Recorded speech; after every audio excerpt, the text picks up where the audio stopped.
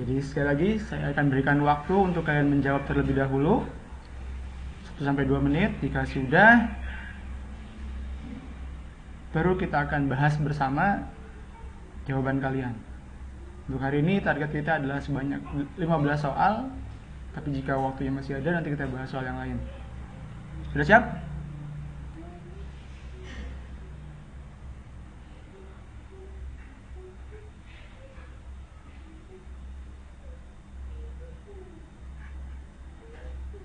Oke, ini soal pertama. Ini ada soal tentang pengukuran. Saya pikir kalian sudah sangat hafal dengan soal ini, karena untuk ujian nasional ini pernah juga diujikan. Tolong dijawab. Saya beri waktu kamu 30 menit, 30 detik, lama kalau 30 menit. Tolong dijawab dulu.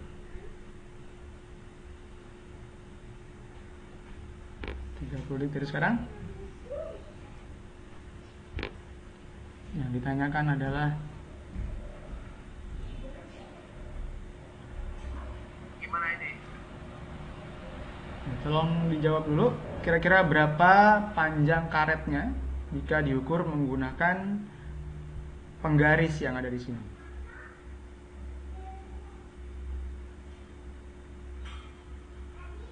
Coba silakan ditulis dulu jawaban kalian apa. Saya orang arti. Jika dilihat,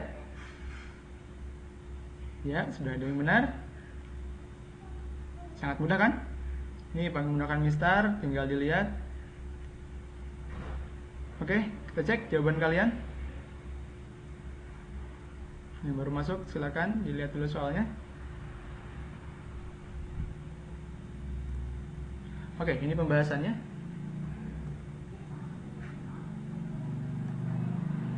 Kita lihat bagian ujung dari karet penghapusnya ini.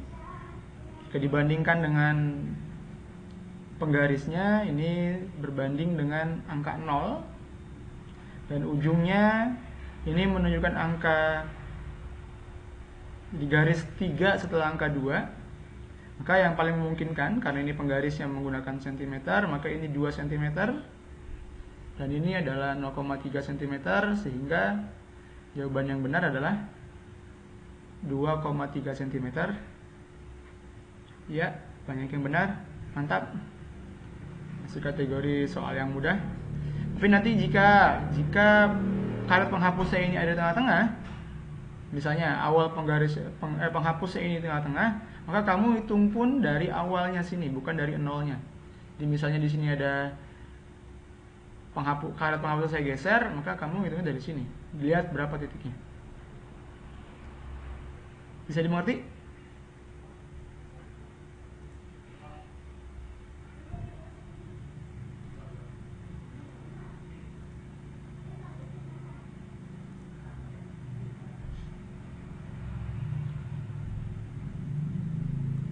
Oke, soal selanjutnya, kalau sudah, kita soal selanjutnya. Nah, ini tentang besaran dan satuan. Silahkan dibaca dulu. Ini masih kategori soal yang mudah juga.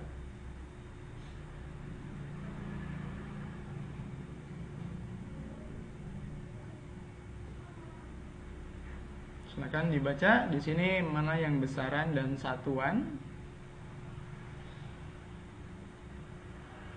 Mana yang besaran pokoknya berdasarkan tabel yang ada di sini.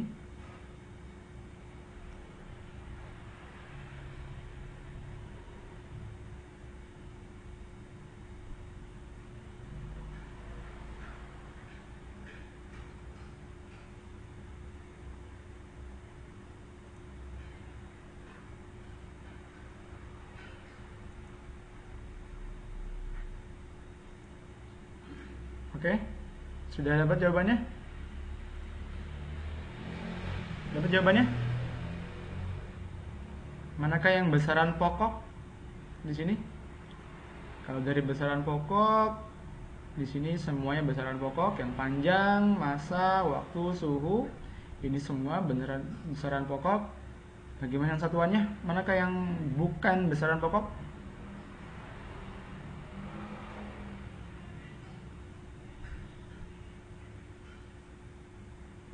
Ya, sudah ada yang benar. Kalau panjang, ini adalah besaran pokok satuannya adalah meter, jadi sentimeter ini salah. Nah, ini, jadi sentimeter ini salah karena panjang itu harusnya meter. Massa kilogram, ini benar. Waktu, satuannya adalah second. Suhu, nah ini bukan Celcius. Yang benar apa? Ada yang tahu?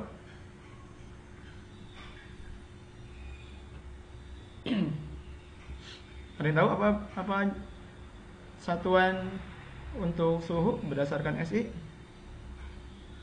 Nah, benar. Kelvin. Harusnya Kelvin. Jadi jawaban yang tepat adalah jawaban yang 2 dan 3. Dan perlu diingat, ini sudah saya tuliskan, panjang satuannya meter, alat ukurnya mistar, massa satuannya kilogram, alat ukurnya raja, kuat arus satuannya ampere dan alat ukurnya ampere meter, waktu satuannya second atau detik, alat ukurnya stopwatch, suhu, nah ini suhu tadi Kelvin, menggunakan termometer, jumlah zat mol, alat ukurnya, dan intensa cahaya kandela meter. Ada yang mau tanyakan? Lanjut. Sekali lagi, mau tidak mau kalian harus memahami ini. Nanti di SMA pun kalau kamu masuk SMA ketemu lagi tentang ini. Ini materi semester 1 pas kelas 10. Jadi mau tidak mau harus menguasai ini juga. Oke, lanjut. Soal nomor 3. Nah, perhatikan ciri-ciri zat berikut. Nah, di sini ada volume tetap, gaya tarik antar molekulnya kuat, partikelnya mudah berpindah tapi tidak meninggalkan kelompoknya, letak molekulnya berdekatan, bentuk dapat berubah sesuai dengan tempatnya. Nah, di antara pernyataan ini, manakah yang merupakan ciri-ciri zat cair? Coba dijawab terlebih dahulu. 1 menit. Ayo, dipikirkan. Karena ini mau tidak mau kamu harus berpikir terlebih dahulu. Kalau kamu ujian, besok kamu pilih apa? A, B, C, D.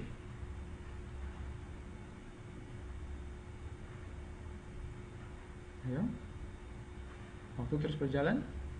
Apakah ciri-ciri zat cair volume tetap?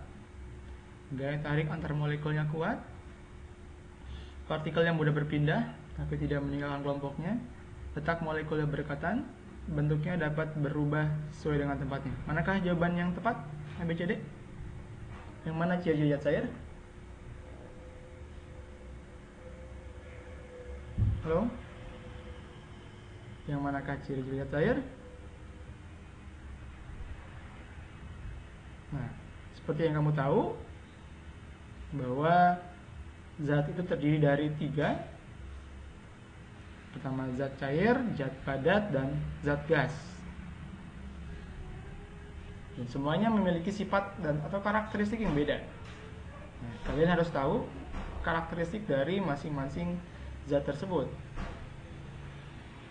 Oke, sudah dapat jawabannya? Nah, B, C atau D? Oke, kita bahas. Nah, di sini ada pembahasannya. Pertama, jika dilihat dari wujudnya, tadi ada padat, cair, tetap. Dan untuk bentuknya, nah ini bentuknya. Untuk zat padat, dia bentuknya tetap. Cair tidak tetap. Dan gas tidak tetap. Untuk zat cair, dia berubah-ubah sesuai bentuknya. Dan volume dari zat padat ini tetap, zat cairnya tetap juga. Jadi walaupun dia berubah tapi tetap volumenya, ukurannya. Dan untuk gas dia berubah-ubah.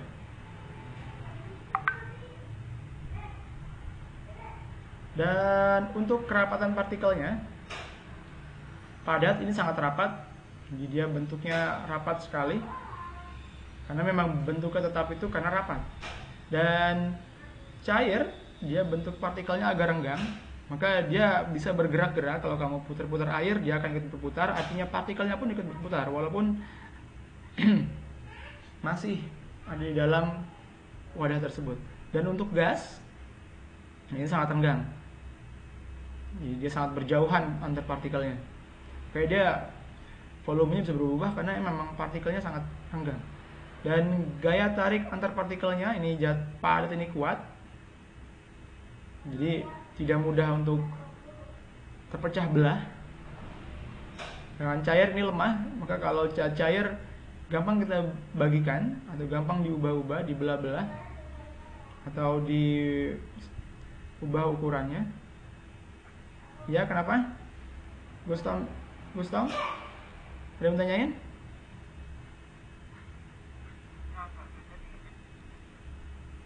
Nah, kalau ditanyakan nggak apa-apa, silakan. Nggak jadi. Oke, kita lanjutkan ya. Jadi sekali lagi tadi, cair ini agak renggang, nah gas sangat renggang. Oke, tarik antar partikelnya kalau padat ini sangat kuat. Tadi gas cair lemah, ini sangat lemah. Nah, dan untuk gerak partikelnya padat ini terbatas, bahkan mungkin dia sangat terbatas. Jadi cenderung dia malah diam, dia bisa bergerak. Dan kalau cair ini bebas tapi terbatas, hanya pada kelompoknya atau hanya pada wadah yang ada di situ. Dan kalau gas ini sangat bebas. Nah, dari pernyataan ini, dari sifat-sifat yang ada dimiliki zat padat, cair, dan gas, maka kita bisa menjawab soal yang di sini. Untuk ciri zat cair, volumenya tetap. Oke, volume tetap di sini. Gaya tarik antar molekulnya kuat. Nah, ini yang kurang teman. Dia agak lemah. Dan yang ketiga, partikel mudah berpindah, ya. Tapi pada kelompoknya. Dan yang 5, bentuk dapat berubah sesuai dengan tempatnya. Nah, bisa berubah tapi hanya pada wadah tersebut. Oke, jadi siapa yang jawabannya benar? Mudah-mudahan semuanya benar. Lanjut. Kalau ada yang mau bertanya, silakan. Tapi ini masih kategori soal yang mudah menurut saya. Tapi biasanya di UN pun harusnya ada. Tapi di US pun biasanya ada. Oke, lanjut. Nah, ini sudah mulai masuk soal keempat. Silakan. Kira-kira dari pernyataan yang ini, mana perubahan fisika? Pernah dengar ada perubahan fisika, ada perubahan kimia? Halo, ada yang masih ingat apa itu perubahan fisika, apa itu perubahan kimia?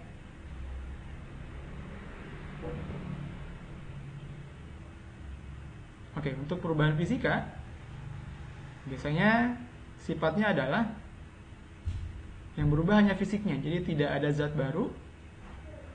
Dan kimia, ini ada zat baru yang terbentuk. Coba silakan diisi dulu. Yang mana? Akan kamu tulis jawaban kamu di buku tulis kamu,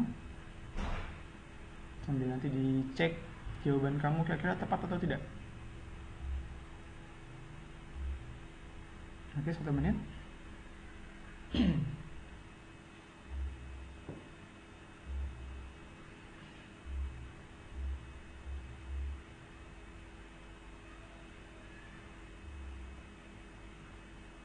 Oke, ada yang jawab 1, 2, 4. Bagus, Ridho. Mana yang lainnya?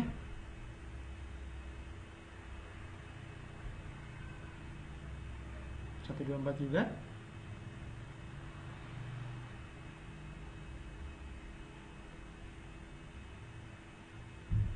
Bagus, tanya-tanya yuk. Coba kita lihat apakah jawaban kamu tepat atau tidak.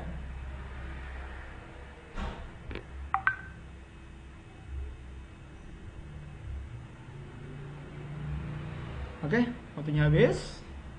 Kita coba bahas sekali lagi. Nah, ini perubahan fisika ini salah satu cirinya adalah dia tidak menghasilkan zat baru. Dan dia yang berubah itu hanya fisiknya. Jadi ya fisiknya saja yang berubah, tidak ada zat baru, itu perubahan fisika.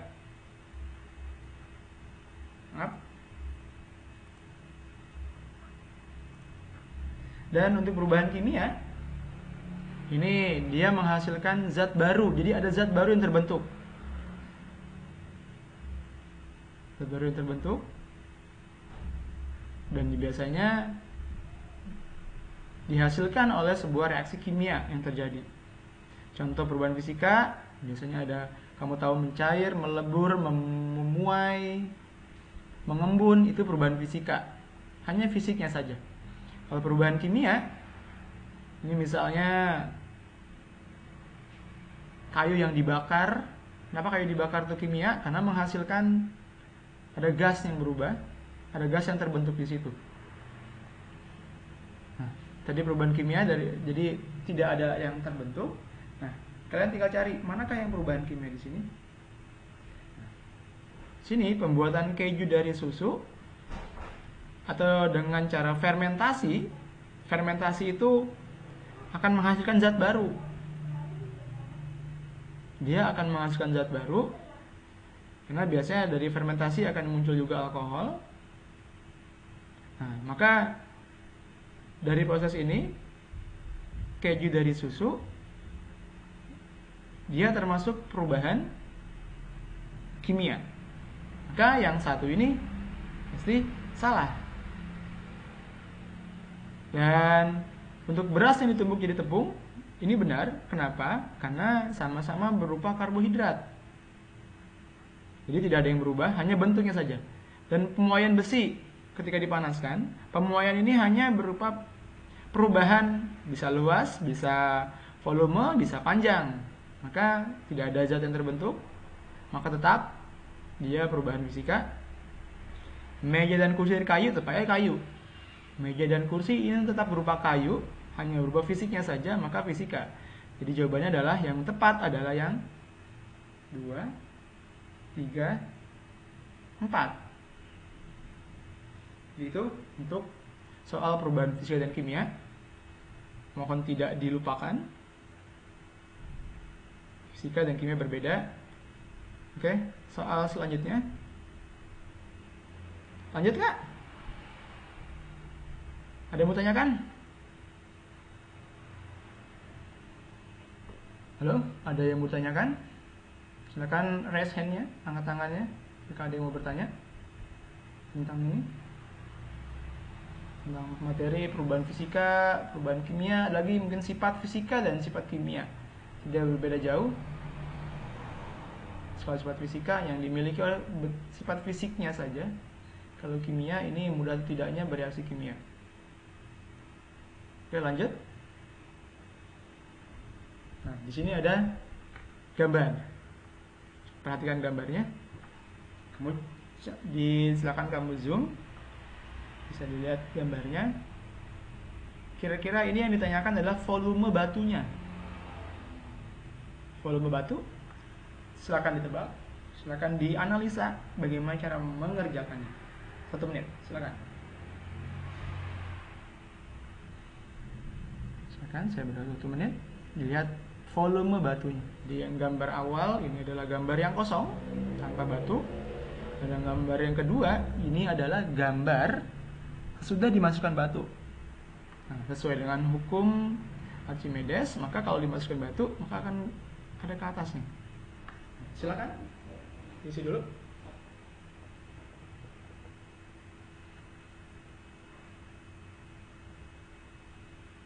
Ya, 1 menit. Oke, udah ada yang jawab 80 ml. Ridho. Yang lainnya?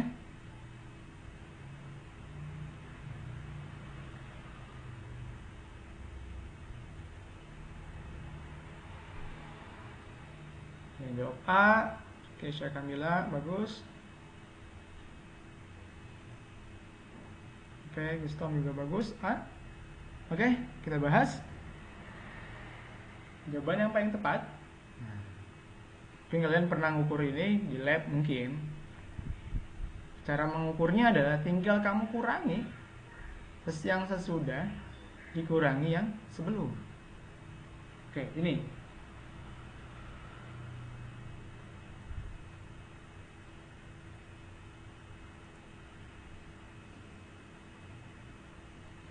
Oke, di sini yang sebelum menunjukkan angka garisnya di akhirnya ini 50, dan sesudah 50, 60, 70, 80. Maka tinggal 80 dikurang 50. Sehingga hasilnya adalah 30 ml. Ini masih gampang. Oke, soal selanjutnya ini udah paham kan? Nah, ini mudah lah. Kelas kalian yang kelas 9 mau kelas 10 harusnya mudah. Tinggal pakai logikanya. Soal selanjutnya, nah ini soal ke-6. Ada gambar. Ini adalah salah satu bentuk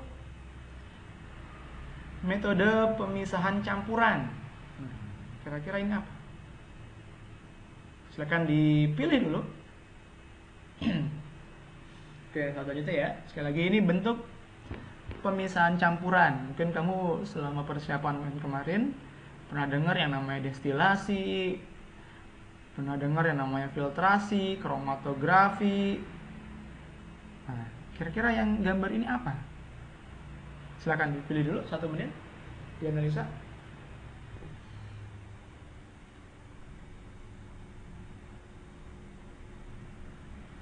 Ya, 1 menit.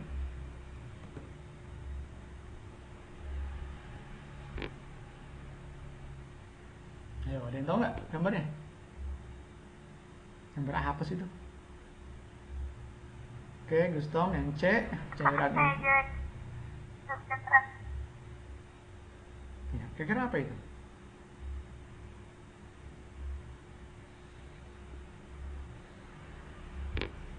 Oke, coba ketik lagi. Silakan kalau mungkin memang tidak tahu, silakan ditembak. Karena nanti kita bahas. Apa sih ini?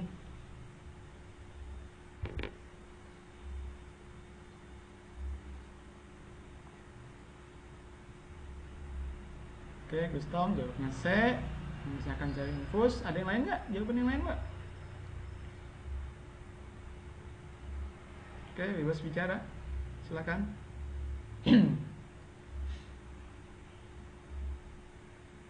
Oke, kita akan bahas. Nah, pada gambar ini, sebenarnya ini adalah salah satu metode pemisahan campuran yang berupa kromatografi. Apa kromatografi? Kromatografi ini adalah pemisahan campuran berdasarkan perbedaan warna. Nah, ini pembahasannya. Nah, biasanya nanti kalau dicelupkan warnanya akan menyebar dan akan terpisah campuran pada warna tersebut. Nah, biasanya digunakan untuk memisahkan tinta. Nah, oke, itu Lestari benar. B jawabannya. Memisahkan tinta. Nah, selain kromatografi, kamu pasti tahu yang namanya filtrasi. Ada yang tahu apa filtrasi? Ayo, apa filtrasi? Ya, filtrasi itu pemisahan campuran dengan penyaring. Nah, itu penyaringan, benar, mantap. Dengan penyaringan. Biasanya contohnya adalah saat kamu memisahkan pasir misalnya dalam air. Ada lagi namanya destilasi. Ada yang tahu destilasi? Itu penyulingan.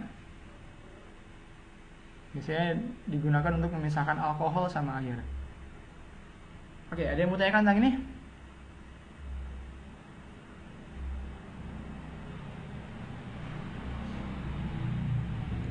Oke, kalau tidak ada, kita lanjut. Tadi sekali lagi tentang pemisahan.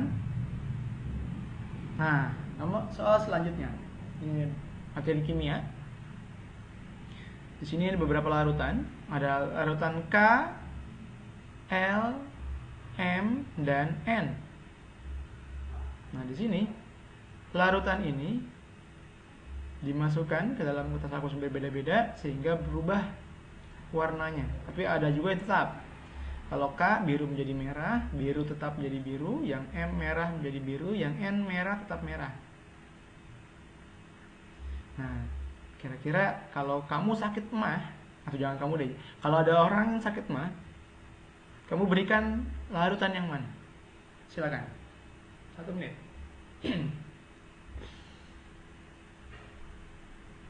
Sakit mah. Mungkin kalian tahu penyebab sakit mah?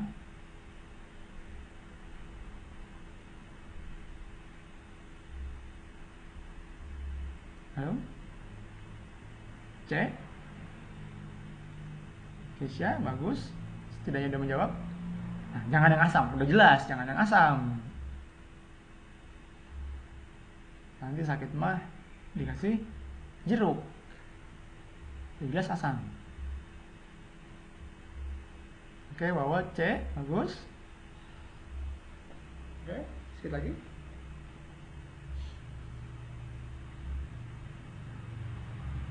Oke, Olivia C. Nah, ini kategori soal yang mudah rupanya. Asam, basa. Mungkin pernah dengar itu. Ada asam, ada basa. Harus ayo C juga. Oke, kita bahas 1 menit karena kategori soal yang mudah sebenarnya. Yang perlu kamu tahu, penderita sakit mah ini adalah karena kadar asam kloridanya atau HCl-nya, asam kloridanya asam klorida yang meningkat di dalam lambung. Nah, maka ada yang namanya reaksi netralisasi. Kalau ingin netral, asam ingin netral, maka harus ditambahkan dengan yang basa. Karena asam sama basa hasilnya netral. Oke, ini jelasannya. Nah, kalau asam basa dengan kertas lakmus, ini ingat, jangan lupa lakmus merah akan menjadi biru, maka itu bersifat basa. Nah, lakmus biru menjadi merah, itu sifatnya asam. Nah, sekali lagi dulu sini. Biru menjadi merah, merah, M, asam, MM merah, berarti dia asam. Biru tetap biru, biru, maka ini basa. Tapi bisa jadi netral juga bisa, tapi dalam hal ini kita ambilnya basa.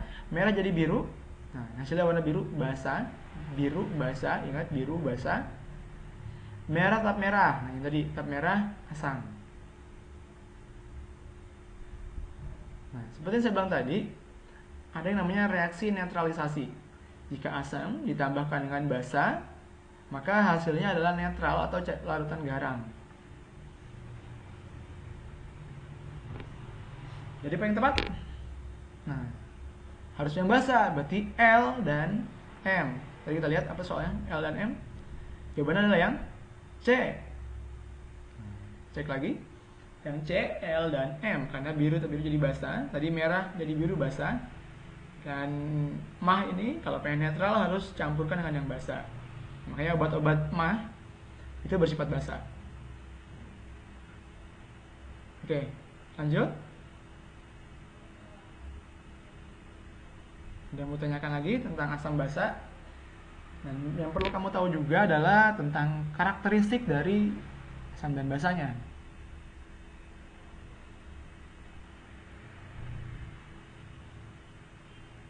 Oke, dilanjut. Lanjutkan soal nomor 8. Oke, ini mudah. Mudah man, paling mudah. Silakan dilihat, ini ada seorang yang meluncur. Kita anggap ini gaya koefisien daya geseknya 0. Dia licin, karena kalau tidak kalau tidak licin maka akan berbeda. Kita anggap ini licin. Jadi A ke B turunan, B ke C ini datar, C ke D ini tanjakan lagi. Nah, kira-kira jenis gerak lurus berubah beraturannya yang mana? Ayo, coba. Yang manakah yang tepat? 1, 2, 3, 4, manakah yang benar?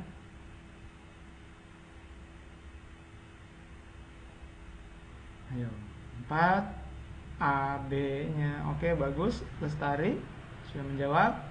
AB-nya dipercepat, CD-nya diperlambat. Ya, sudah jelas. Nah, kalian naik sepeda, kalau tanjakan si lambat. Kalau turunan pasti cepat. Ya. Nah, ini rata-rata benar karena memang kategori soalnya susah. Mudah malah. Bukan susah, mudah, sangat mudah. Oke, hampir semuanya benar. Oke. Nah, ini penjelasannya. Untuk AB ini kecepatannya bertambah, maka GLBB dipercepat. BC ini kecepatannya tetap. Ingat, jika gaya geseknya 0. Karena kalau gaya geseknya tidak 0, maka kemungkinan dia akan GLBB diperlambat karena semakin lambat. Harusnya semakin lambat kalau gaya gesek tidak 0. Nah, kalau CD tanjakan otomatis malah makin lambat karena berat. Kalau kamu main sepeda ini pasti paling berat. Oke, dilanjut. Soal nomor 9. Nah, ini. Di cari sering.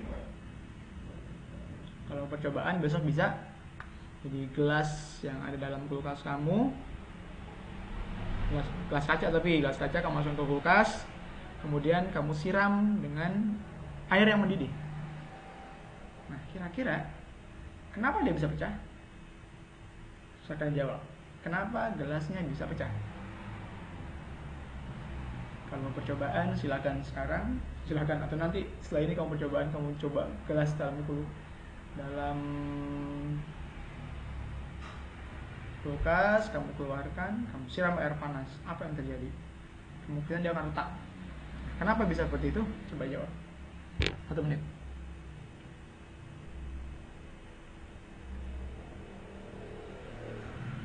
Ya, A, B, C, atau D?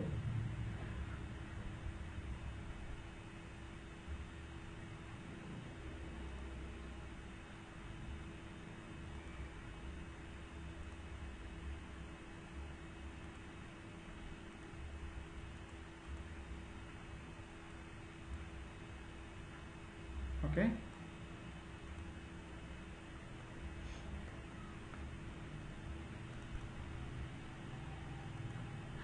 Ya, Lestari, ada apa?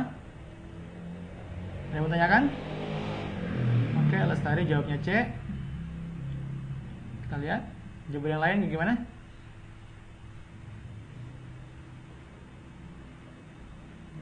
Lestari pilih C.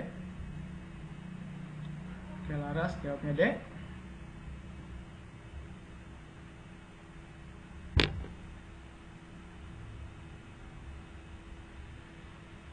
Oke, nah kita bahas. Singkat, ini jawabnya C juga. Ya, yang paling tepat jawabannya adalah yang C. Karena saat gelasnya ini disiram dengan air panas, maka terjadi pemuaian. Nah, bagian dalam dari gelas itu akan memuai terlebih dahulu. Sedangkan yang bagian luar itu belum memuai. Maka beratnya di yang bagian dalam ini akan mendorong atau memberikan tekanan, memberikan gaya kepada bagian luar, sehingga timbul pecah atau retak dulu biasanya. Jadi benar jawabannya adalah yang C. Ini jawaban C. Jadi dinding gelas bagian dalam sudah memuai.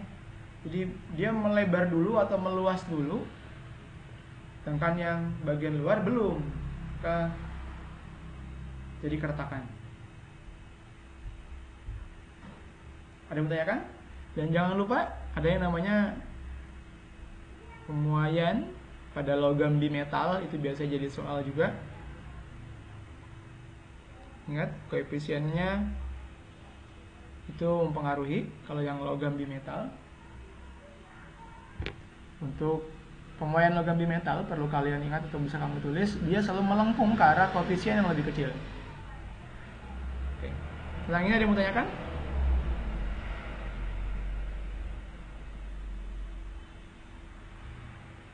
Oke, yang baru join silakan dilihat dulu.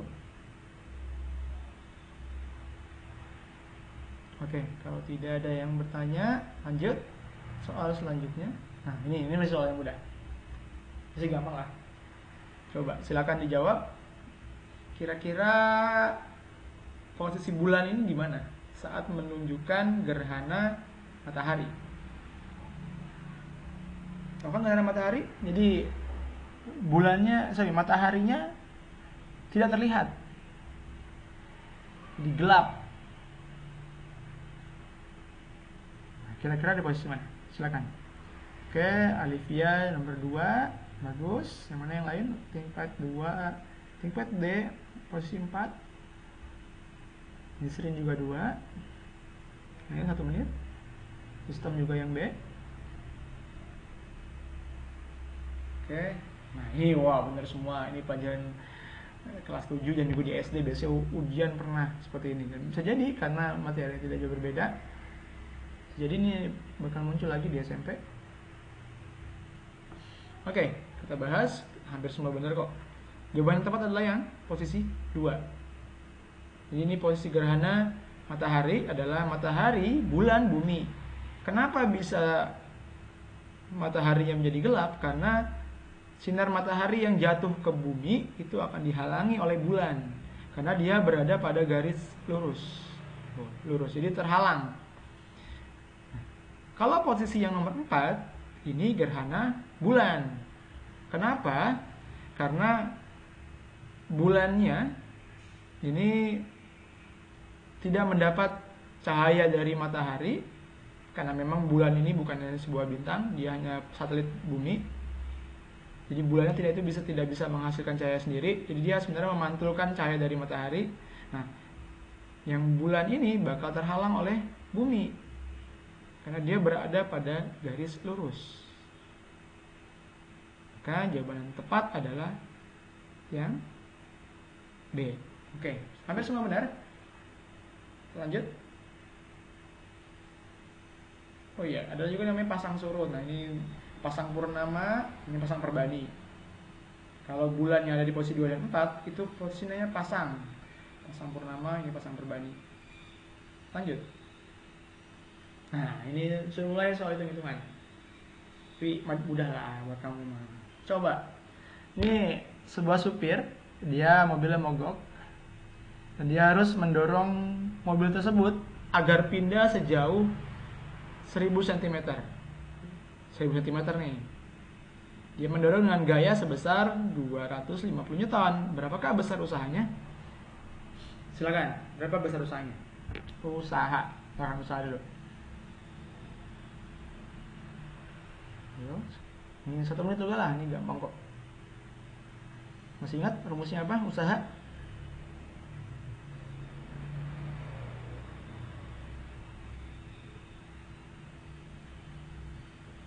Ya, usaha itu adalah energi yang dikeluarkan untuk melakukan sebuah pekerjaan. Nah, dihitungnya dengan mengalihkan gaya dan perpindahan. Nah, di sini, ini udah tingkat udah jawab cek. Nah, di sini gayanya 250 Newton. Pindahnya sejauh 1000 cm. 1000 cm ini dalam meter, kan 1 meter itu 100 cm, maka 1000 cm adalah 10 meter. Tinggal dikali 250 dikali 10. Karena W sama dengan F dikali S. Oke? Ada yang benar, yang lain gimana? Jawabannya?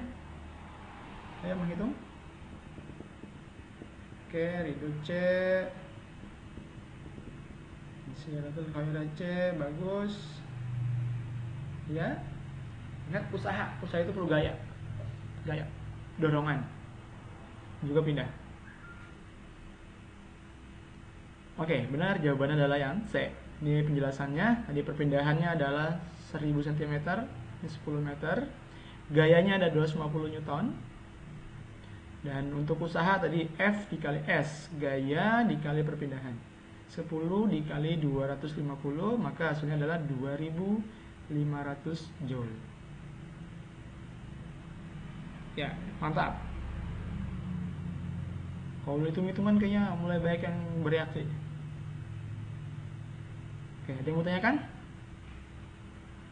Sekali lagi, usaha itu gaya dikali perpindahan. Oke, kalau sudah ada yang tanyakan, kita lanjut soal selanjutnya. Nah, ini sudah mulai masuk soal tekanan, soal nomor 12.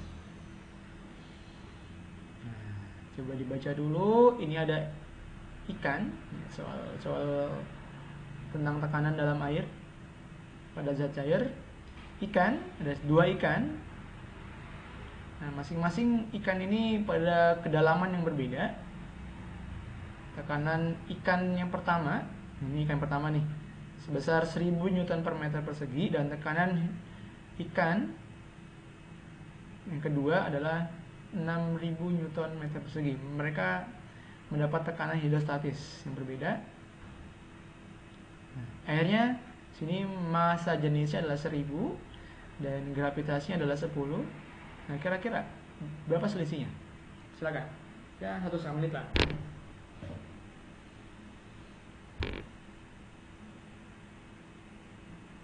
Ayo, silakan. Bagaimana caranya? Ada yang tahu? Ada yang mau bertanya?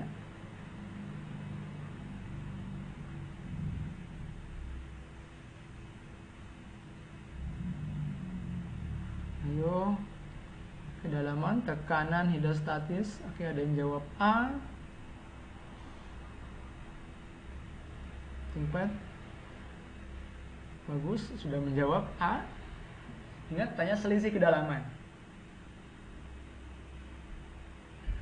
Sebenarnya tanpa menghitung, kamu bisa sebenarnya. Jadi tanpa menggunakan rumus, kamu bisa menyiasatinya. Oh iya, C, O, A. Kita lihat. Oke, insyaratul khairiyah C. Bagus. Bagaimana caranya? Ingat, tekanan hidrostatis. Rumusnya Rho GH. Nah, itu yang benar. Rho GH. Tekanan hidrostatis Rho GH. Nah, kalau H-nya itu kedalaman, berarti caranya gimana? Oke, tingkat benar. Nah, sebenarnya tanpa rumus kamu bisa lah. Sama-sama ini sama, ini kan perbandingan atau selisih. Selisihnya tinggal kamu kurangi aja sebenarnya. 6000 dan 1000, angkanya 5.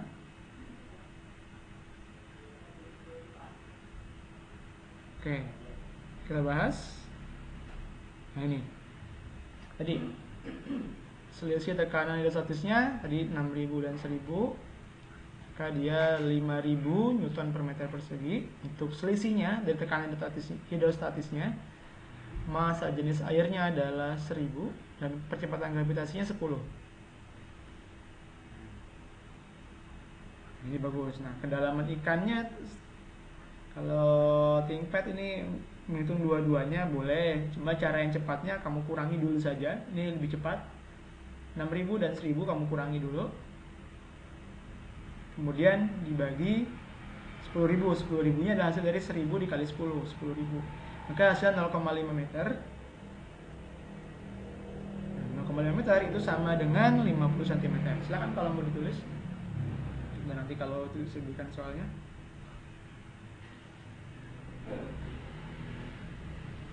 Ada yang mau tanyakan?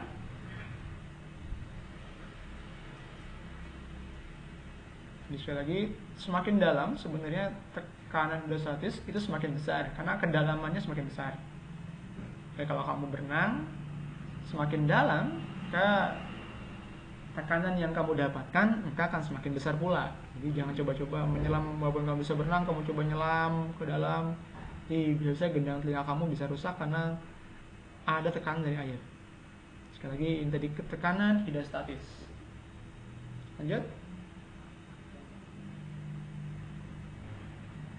Oke, lanjut. Nah, soal selanjutnya ini color. Silakan di zoom kalau kurang jelas.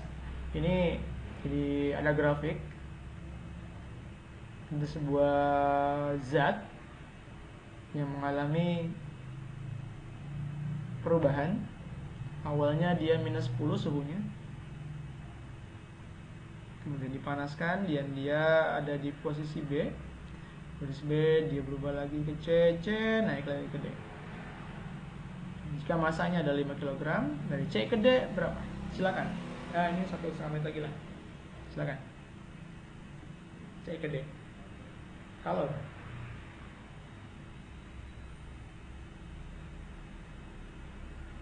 ya, silakan. Bagaimana caranya?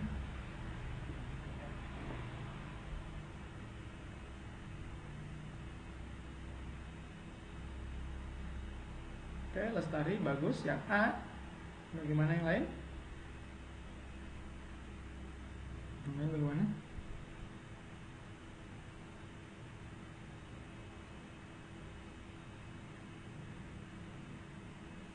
Oke, Timpet yang B.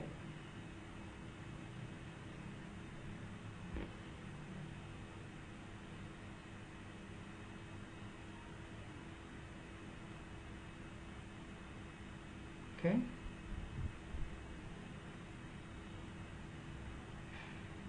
Storm yang B juga.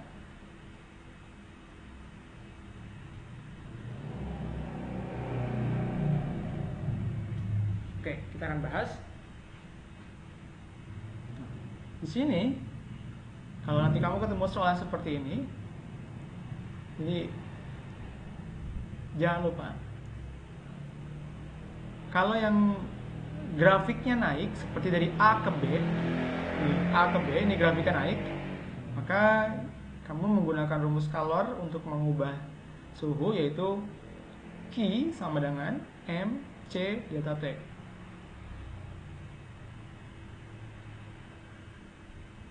Sedangkan kalau proses B ke C, nah ini proses perubahan wujudnya. Nah, dari sini dia menggunakan rumus M dikali L. Sedangkan C ke D, dia naik lagi, berubah suhu, maka dia QMC delta T. Itu Q macet, saya bisa menyingkatnya Q macet. Jadi yang pertama AB ini Q macet, BC ini QML, CD ini Q macet karena suhunya naik. Ada perubahan suhu di situ. Oke. Nah, ini. Karena yang tanya cuma CD, yang ditanya hanya C ke D, maka cukup menggunakan rumus Calor, yaitu M C delta T. M C delta T. Masanya 5, C-nya 4200, delta T-nya 10. Kenapa 10? Lihat. Awalnya C-nya ini ada di angka 0, suhunya 0. Suhunya 0. Sedangkan D ini 10, maka perubahannya adalah 10 derajat. Tinggal dikali 5 dikali 4200 dikali 10. Maka hasilnya adalah 210.000. Oke, baik, jawaban tadi benar. Ya, apa tadi jawabannya? A jawabannya. Oke. Bagus, untuk Lestari sudah benar. Jadi jawabannya yang A. 210.000. Silakan kalau mau ditulis atau mau dipindahkan atau mau diapain, terserah. Sekali lagi, untuk nanti kalau ketemu soal kayak gini, ada grafik seperti ini. AB dia berubah suhunya maka Q macet, tapi C-nya menggunakan CS karena di bawah 0 itu berupa S biasanya. BC ini ML, massa dikali kalori lebur, karena di sini ada proses peleburan. Jadi dari zat padat menjadi zat cair, dia melebur. CD ini naik lagi, dia kalor, latihan lagi, Q macet lagi. Oke. Ada yang bertanya kan?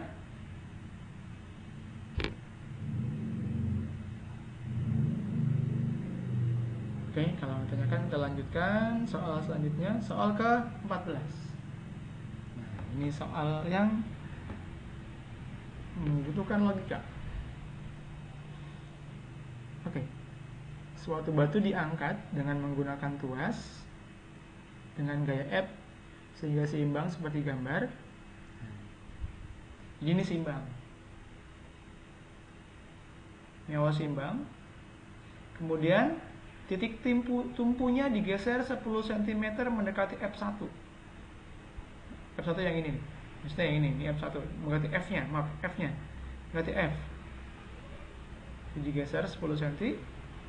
Nah, apa yang dilakukan atau apa yang perlu kamu lakukan agar tuasnya tetap seimbang? Oke, silakan.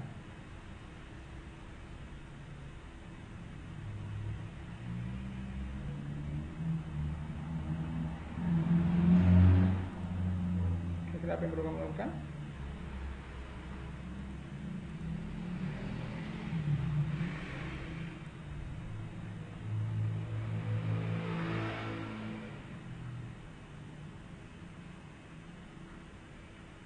Ayo, kira-kira apa? Coba jawabannya apa? Ada yang tahu?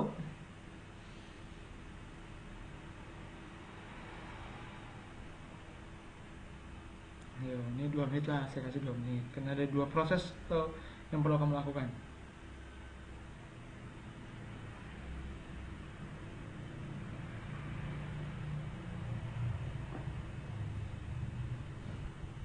Oke, ada yang bisa? Ada yang sering latihan soal untuk UN? D, ThinkPad D. Oke, sudah menjawab. Bagus. Yang lain?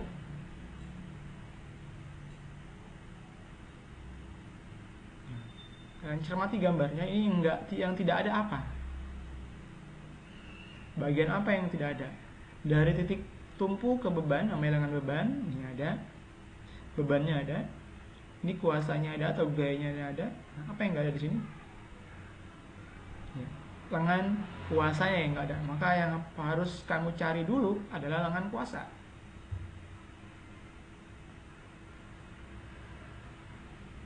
Oke. Kalau sudah lengan kuasa, baru kamu bisa terka. Bisa dianalisa, bisa di trial and error. Kira-kira mana yang tepat? Oke, kita akan bahas. Nah, nih. Jadi saya akan coba potong lagi. Yang tadi yang tidak ada adalah LK-nya. Itu lengan kuasa. Ingat persamaan pada tuas. W kali LB. Ini sama dengan LK dikali F. Kalau nanti kamu lupa ini, ingat aja urutannya. Yang kanan akan sama dengan yang kiri. Yang kanan sama dengan yang kiri. Jadi WLB sama dengan LKF. Kita masukkan angkanya. Ini 300, LB-nya 30, ini 60, nah 50, angkanya jadi 150. Oke. Udah. Ini. Udah.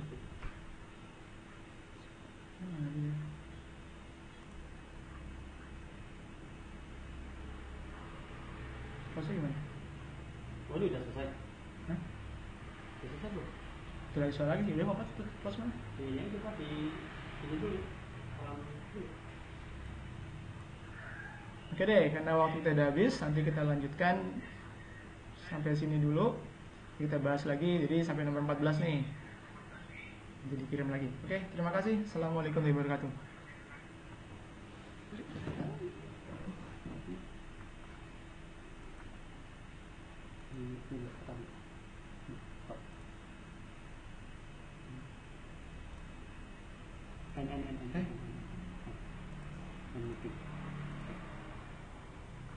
Udah 15 menit ya.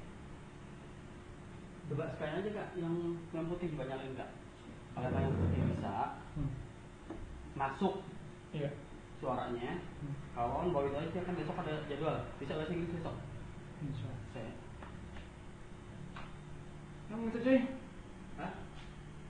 Bukan nggak sedih sih. Mesti ngajar lagi nanti saya. Bisa, aja dah.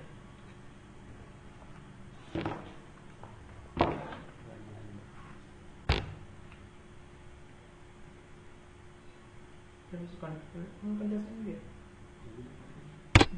Ini sama. Oh, sama.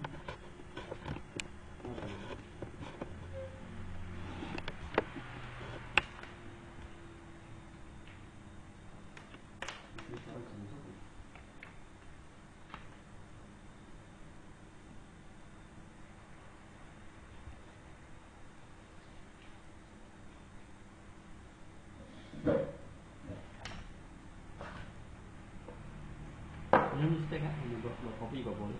Iya.